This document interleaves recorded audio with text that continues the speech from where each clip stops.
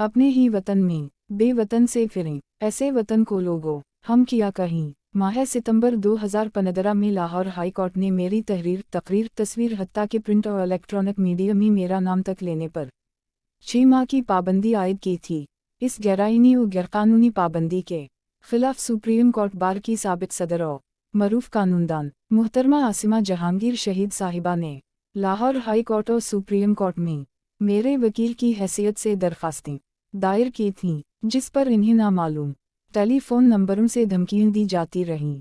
मरहूमा आसिमा जहांगीर साहिबा एक बाउसूल, बहादुर और नादर शख्सियत की मालिक थीं। इन्होंने इन धमकियों की परवाह न की तो बिलाखिर इन्हें जहर देकर शहीद कर दिया गया।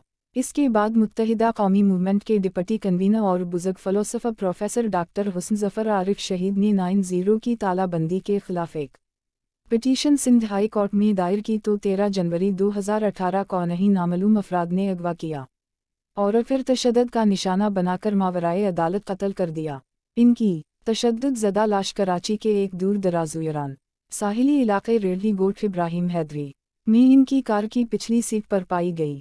इसके बाद मुत्तहिदा कौमी मूवमेंट की राबिता कमेटी के साबिक रुकन पिछला रुकन कौमी असेंबली निसार अहमद पन्हूर ने मुझ पर आयद पाबंदी के खिलाफ 27 अगस्त 2022 कौममताज कानून धन जनाब खालिद मुमताज़ एडवोकेट के जरिए सिंध हाई कोर्ट में एक पिटीशन दायर की, जिसकी समाअत के लिए 30 अगस्त 2022 की तारीख मुकर्रर हुई, लेकिन समाअत से पहले ही 29 और 30 अगस्त 2022 की दरमियानी शब रेंजर्स ने निसार पहनूर को इनके घर पर छापा मारकर गिरफ्तार कर लिया। इन्हें कई रोज़ लापता रखने के बाद अक्टूबर 11, 2022 को रहा किया गया। निसार पन्हूर ने रिहाई के बाद अपनी पिटीशन की समाअत के सिलसिले में कार्रवाई के लिए खालिद मुमताज़ एडवोकेट के ज़रिए सिंध हाई कोर्ट में मज़ीद दरख्वास्तें जमा कराएं। आज मुअर्रखा 30 मई 2023 को सिंध हाई कोर्ट के 2 रुकनी बेंच, जो जस्टिस यूसुफ अली सईद और जस्टिस अब्दुल रहमान पर मुश्तमिल था, इसके सामने इस दरख्वास्त की समाअत हुई।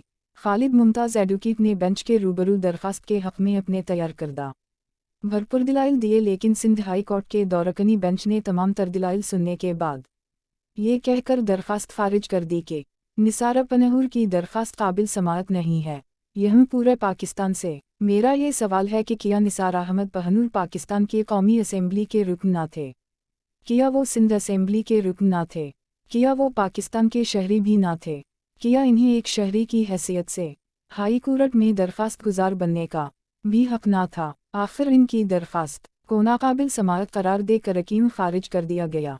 अहलिया पाकिस्तान, अब आप खुद अपने ज़मीर के मुताबिक मुझे बताएं कि मुझ पर आयद गैरआइनी व गैरकानूनी पाबंदी के खिलाफ कोई भी शहरी मुल्क की किस अदालत का दरवाज़ा खटखटाए और इंसाफ के हुसूल के लिए वो किस अदालत में दरख्वास्त दायर करे।